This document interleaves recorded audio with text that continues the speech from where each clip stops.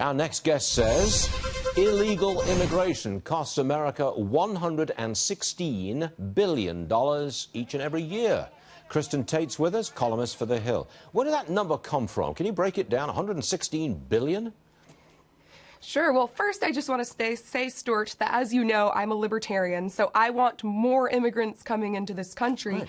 However, we cannot afford millions of people coming to this country dependent on U.S. taxpayers. And illegal immigration poses staggering costs to federal, state, and local budgets.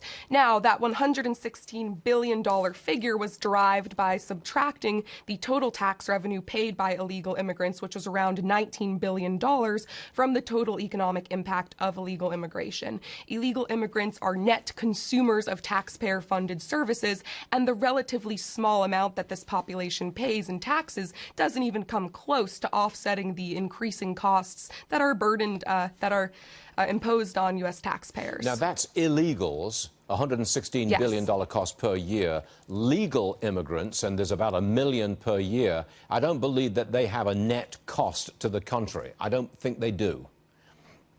Well, when you look at non-citizen households, they actually use welfare at much higher rates than citizen households.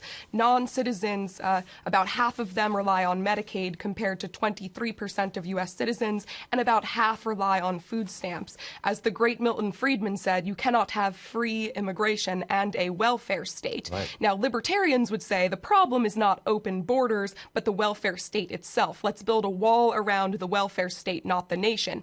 And philosophically, I agree with that. However, we can't open our borders and let more people in until we really dismantle the welfare state. Fair point. Now, what about census data? It shows New York City's population declined, I think, last year. First time we've seen that in a decade.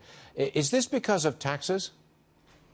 I think it is, Stuart. New York City is the most expensive city in the country. Residents pay up to 50% of their paychecks through a combination of federal, state, and local taxes, plus other taxes that are just baked into every consumer practice. So eventually these costs become so burdensome that people and corporations jump ship. That's exactly what's happening. The largest portion of people leaving are middle and high income earners. And of course, these people are overwhelmingly going to low tax jurisdictions like Florida. The exodus is so significant that earlier this year, New York Governor Andrew Cuomo announced an unexpected budget deficit of $2.3 billion. So unfortunately, this problem's probably going to get worse. And by the way, it's not just happening in New York, it's blue states across the country. I think it gets worse. I think it gets a lot worse because we're now beginning to feel the impact of SALT, you know, the limitations on the deductibility of state and local taxes. I think it gets much worse than this.